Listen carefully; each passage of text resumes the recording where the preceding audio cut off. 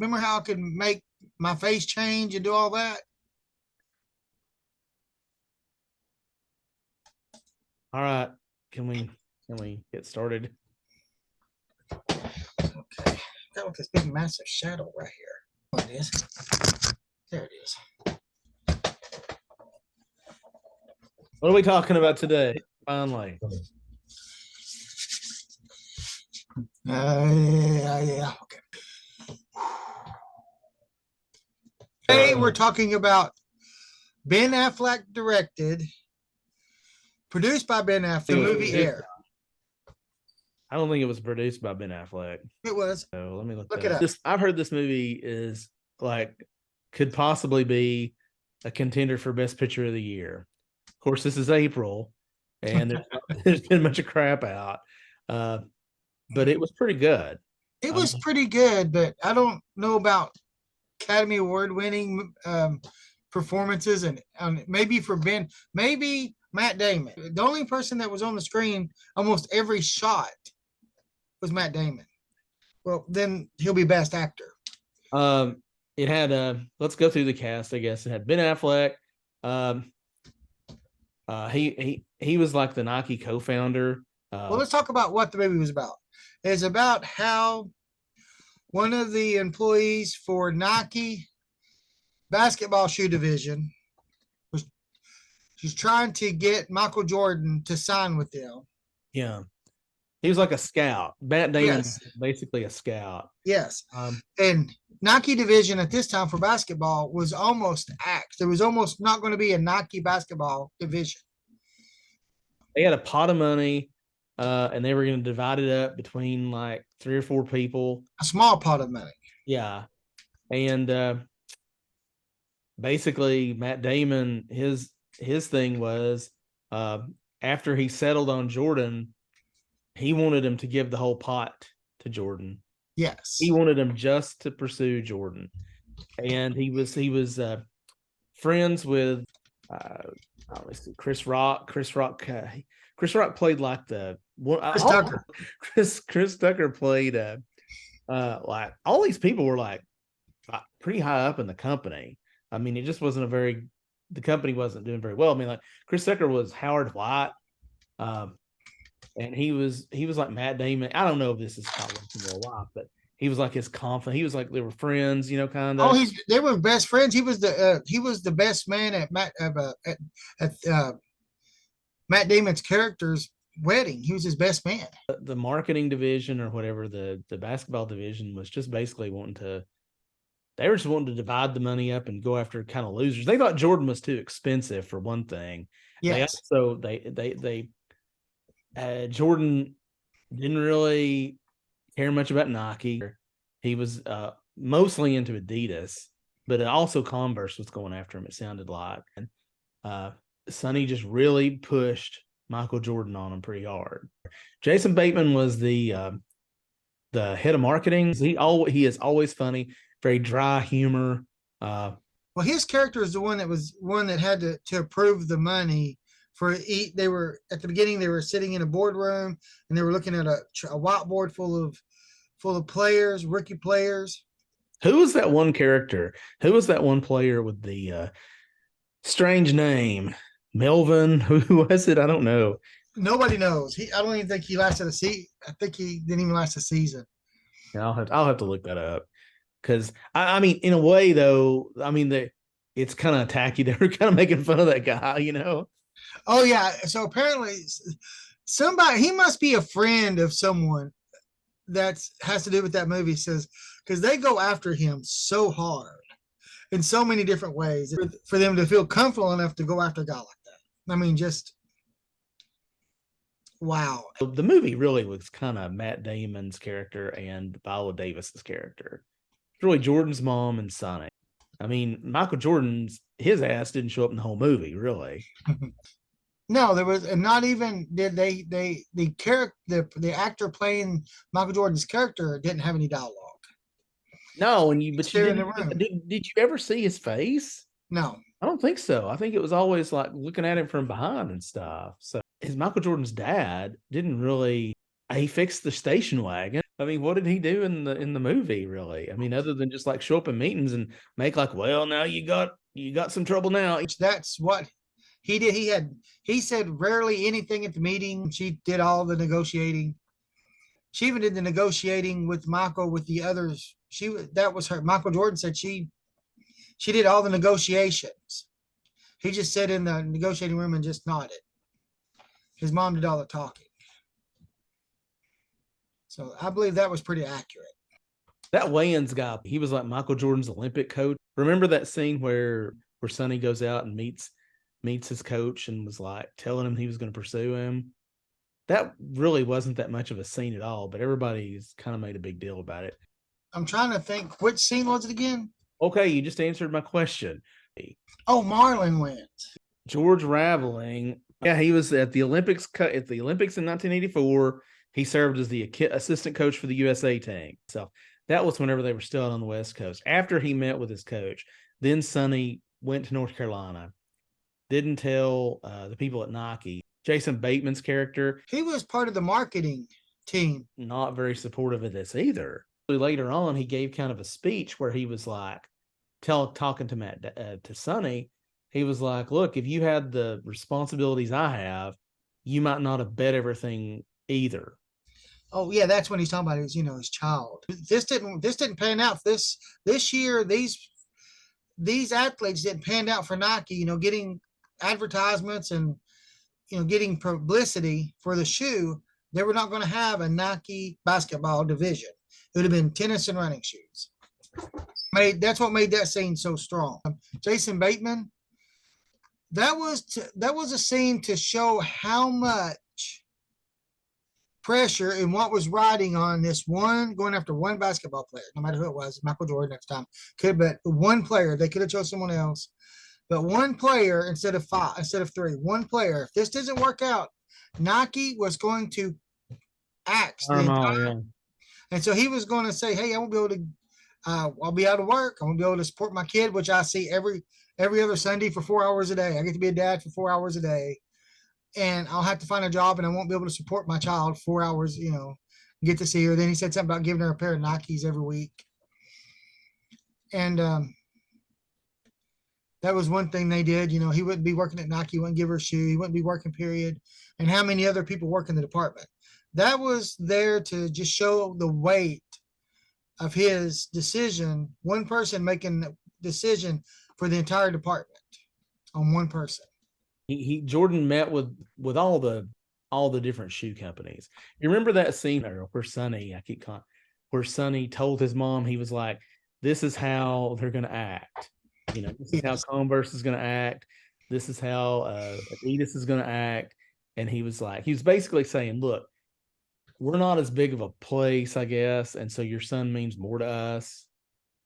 He said 3 things will happen each time you go to these different ones. 3 things, look for these 3 things. So-and-so will have a tie. So-and-so will have a watch.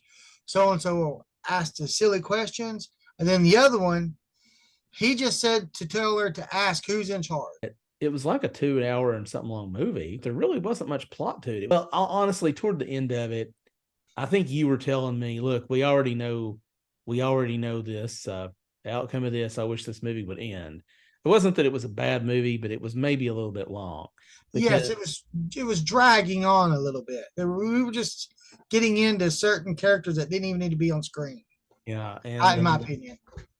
I mean, so they come down to to the meeting. Jordan comes in, and they make him the pitch, and then everybody leaves. It's one of those anticlimactic kind of things. And then they wait and they wait and they wait and they wait, and they actually hear Sonny gets a phone call that I can't remember. I think it was Adidas had matched the offer and also threw in a car. And at that point he thought that they'd lost. But then he gets a call from Jordan's mom. And I don't want to give anything away, but well, let's give it all away. It doesn't matter. Okay. The deal she's wanting was something had never been done before in a shoe contract. And in most advertising contracts, period, no matter what they're peddling. Well, correct me if I'm wrong, but basically, so she wanted a percentage of the shoes that got sold. Only the shoes that bore the Jordan symbol, the Jordan line, Air And Jordan. but didn't George Lucas get a similar deal out of Star Wars? It was going to be so terrible that they were just putting it out there and they didn't have anything else to do with it. So when he asked for merchandising rights, they said you can. They signed on the line. They didn't want to deal with it. He said, well, I'm glad they did that because within a year there was so much merchandising sold. I was able to basically finance the second movie, Empire Strikes Back, by just from the merchandising movie. Yeah. And had a bigger budget. So yeah, George Lucas. It wasn't that he negotiated; they just gave it to him. Phil Knott, Ben Affleck's character, there was a scene where he was like, how much money could this possibly be? He agreed to it. Sonny didn't think that Phil Knott was going to agree to it. He went and talked to Phil Knott, and Ben Affleck's character said, sure, fine, let's do it. And then one of the last scenes of the movie was Ben Affleck was like, how much money could this possibly be? And we know it ended up being an outrageous amount. I think it's $400 million annually. That's really the only time I kind of quit watching the NBA after. I mean, I watched it a few years after he left, but we just really weren't as interested in it. I don't guess. It wasn't that we were for the Chicago Bulls. I mean, we were usually rooting for the Knicks, I guess, but I mean, he was just there was just a bunch of players back and then. We had a friend who was the catalyst to our NBA. Yeah, he really liked the Knicks and stuff.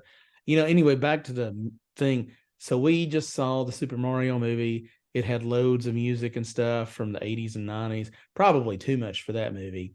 This movie had the same thing. Oh, the beginning of this movie was great. It had like an 80s montage. Or the whole movie was no, but the beginning, it was just 80s stuff. Boom, boom, boom. It was showing all kinds of before the movie started. It was like a little. I mean, this movie had videos, cars, technology, things of the 80s. Yeah, big cell phones. Remember that? Oh, yeah. And the little football game. I swear to God, I thought that was in the 70s. I don't remember. No, people were still playing it in the 80s. I had one of those in like middle school. Well, I mean, Jesus, I've still got an Xbox 360 in here I mess around with. Oh, I got one right beside me. Yeah, I mean, so people play what they play, but the music for this movie was kind of a big part of it. Remember that scene where Phil Knott, Ben Affleck's character, rolled in that car of his, that purple car? What kind of car was that? I don't remember. Do you remember? Oh, that was a Porsche. Yeah. And it was like 17. He said he had to take 17 layers of coat of paint to get that purple. And then Ben Affleck's character said, grape. I mean, so Phil Knott, the way they played him kind of like a bro character, and he wasn't stupid, but he was kind of a little bit. Character? A what? Which character?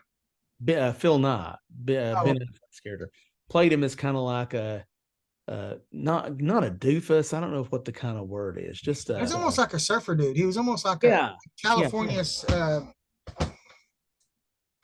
dude.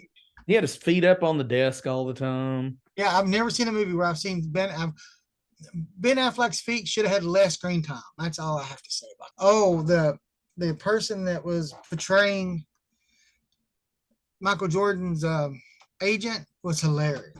That one scene, that one phone call has got to be the only reason this movie's rated R. You keep when you interrupt me like that, it cuts your volume out. Now, I'm going to speak. One phone call, I cannot believe one phone call cut that out. Made that kids would love to watch that. People would love to learn how Nike got Michael Jordan. He is still that popular. I think make so much more money if it had a PG-13 rating. Yeah. Well, I think I'm taking our kids. That one phone call that agent made to Sonny, number one, it was hilarious. The phone call was funny. But number two, I swear, I think that's the only reason this movie's rated R, because he said the F-bomb about 15 times in like 2 minutes.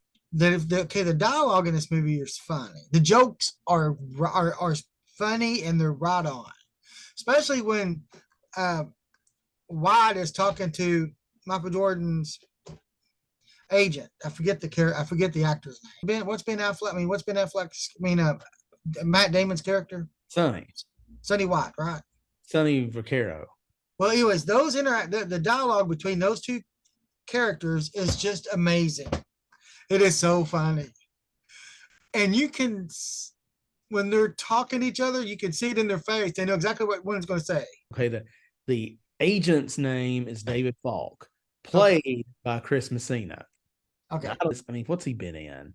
He's known for Argo. Well, that's Jesus. That's like, but it was also like 12 years ago. Did you know Ben Affleck was on set of The Great Expectations with Matt Damon? I mean, with Leonardo DiCaprio, and he left that movie to do Argo. He just left it. Said, "Hey guys, I'm leaving." Yeah, Ben Affleck and Matt Damon. The only time I can remember seeing them on screen together was when they were in that Kevin Smith movie Dogma. They played the angels. Remember that? They played like the fallen angels or something. I actually I like Kevin Smith. Silent Bob and Jay, they were on that. Yeah, they were in Jay and stuff. I mean, those movies I didn't really keep I kept that movie with Robin Williams. That first movie they ever did. They wrote, directed it, filmed it, won Academy Awards. Are you talking about Good Will Hunting? Yeah, Matt Damon was the main character, and Affleck was his buddy, and it kind of saying, "Hey, you need to pursue this." I went to the theater and saw it. What? You did not go with me. I must have been. Then I went with the other group. I must have been working with Night Checker or something like that. Like you're looking down. I'm looking at your hat. I was trying to. Oh. I mean, this movie is not like a movie. It's not like a big movie. I mean, there's not a lot of action scenes in it. It's not got a lot of characters to keep up with.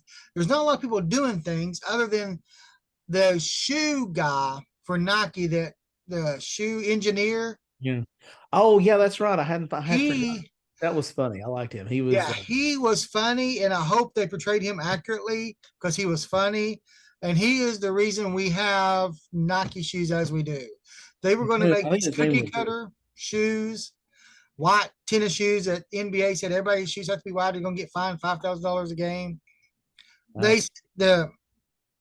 When they knew Michael Jordan was coming in for the meeting, they had 48 hours to make a shoe. Peter Moore. Go ahead. Peter Moore was the guy that put this shoe together. That was a pretty good scene. We were talking about during the stipulations and the contract. Yeah. Well, all NBA shoes are supposed to be. NBA had a thing. They all wanted their shoes white. No matter what brand, everyone's shoes are going to look the same. The Adidas, they all look the same. Converse, they all look the same. When he brought out the Nike shoe, the style was good, but the colors were terrible. White on white. And they said, and then they was like, well, it's got to have some color. Well, NBA, he says, well, the NBA, the engineer says NBA says, and I don't think they had that so much white. Well, it's going to cost $5,000 every game for him to wear this shoe red and to wear it with all this red on it. They look over at Ben Affleck's character. He says, okay, we'll pay the fine. I like the movie. I'm going to give it a solid 3. And the reason, 3 out of 5. Definitely. 3 and maybe 3.5. The reason I'm going to give that movie a little bit higher is because that movie did exactly what it was supposed to do in the amount of time that it was supposed to do it. 3 stars, solid, 2 thumbs up. But I still don't understand why they just couldn't cut the F word out to make it a PG-13. There was no reason. They could have added a superlative in there other than that word to get a PG-13 rating. And it would have had a wider audience. Yeah. Interesting. Now they may not have cared, or they may have thought, hey, we've got such a good movie that, it's not going to matter. I mean, not every movie that ever, makes bank is a PG-13 movie. This is a story. This is more of a family-oriented story. Correct. So, I mean, I really probably would have tried to. I mean, you can even. I mean, have we ever been to a movie when they bleep out words? No. You know what I'm saying? Like just beep. So, I mean, that they could have done that. I think so. We didn't talk about Sonny Vaccaro, He, where'd I go? He rents this We car. heard you go. You're out. You're nothing's happened. My screen, my screen went white. Oh, you're fine. I couldn't see nothing. He rents a car that has a cell phone in it. The one he drives to, one he uses to go to the Jordan's home. And then on the day that he tells Jordan's father about the radio, the cell phone in the car. Yeah. We don't really see that particular conversation, but when he arrives for the meeting at Nike, he goes, "Do you still have the car?" And he said, "No, I had to turn it. You still got the core? You still got that car with the radio, the phone in?" He goes, "No, I had to turn that rig. Had to turn that rig in."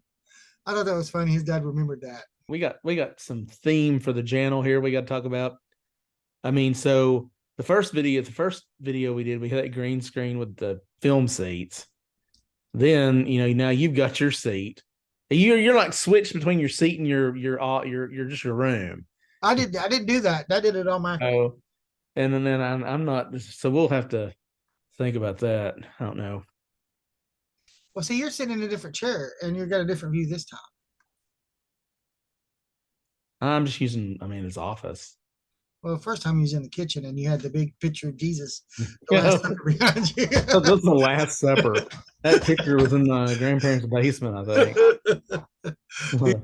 the last, I mean, it was like it's centered perfectly. The point of your head, you got kind of a point to your head, was right in the center of that picture. It was almost. Like, I mean, the way you described that, I mean, it's a big picture, but a big picture of Jesus, like it's just his face plastered on. It wasn't that. It was a picture of the Last Supper, but whatever. Anyway, so this week I was looking, and it looks like actually there's some decent movies out. I'm gonna run some of these past you, see what you think here. So that Nicolas Cage, that Ryan Renfield comes out. We're definitely gonna see that. The Pope's Exorcist, that's that movie with Russell Crowe. I kind of want to see it. It looks interesting. Have you? I always like those kind of movies. Yeah. Mafia Mama. I know we've seen the ads. Oh, I've seen the trailers. It's Is it Toni Collette? Is that who's in it? Toni Collette. No, it's Monica Bellucci. Yeah, Monica Bellucci. It's like, wait, so now Toni Collette, she's just a housewife in somewhere in America, and then she gets one of her family members dies, so she goes to Italy. Yeah, so I guess this is gonna be okay. Thank you everyone for watching this review on air. And don't forget to hit the like button and subscribe, because we want to keep bringing you more content. What are we doing? Maybe we can make a YouTube video out of this. What do we got to do this toilet? Whenever you want, I guess so. All we have to do is undo. All we have to do is turn off I hope you have a supply line, because I've never dealt with this toilet. I mean, you hope you have a shut off to it. Got to shut off. Undo the supply line. Take the two bolts, bolts loose that hold it to the floor, lift it straight up, set it to the side. Hopefully lift it up gently enough where we don't spill any water out of it. Actually, I take that back. We're going to have to sit it in the shower and dip all the water out of it, so we got to turn it on its side. Well, then we have to scrape the wax ring off the bottom, scrape the wax ring off of the flange, and then put the new wax ring down, sit it down gently, put the bolts back, tighten the bolts back down. Don't tighten them too tight, because I have broken before. And I'm going to show you a hack on how to keep your bolts from moving. Yeah. Or you need I don't know why you don't get a Japanese toilet. Because I'm not Japanese. I want to go to your house and see a keyboard beside the toilet that's color coordinated, and you just push a button.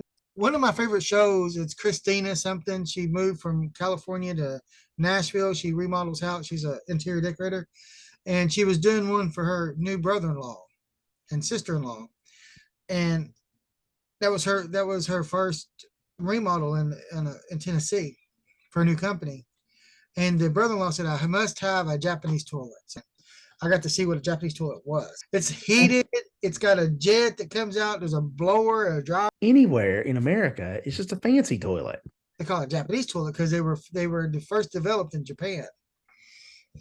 Japanese Toilet is the third episode of the 26th season of South Park. I think you've been watching South Park. On Randy Marsh's purchase of a, luxurious Japanese. But I seen an actual one on All right, I know on where my you're show. going with stuff. You watch South Park and you think that everybody in Japan has some kind of like space age toilet, I guess. See, it goes up and down automatically. It's heated. It's lit.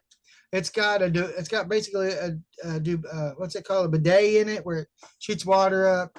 It's got a blow dryer. It's heated. It does some other stuff. It vibrates. Yeah.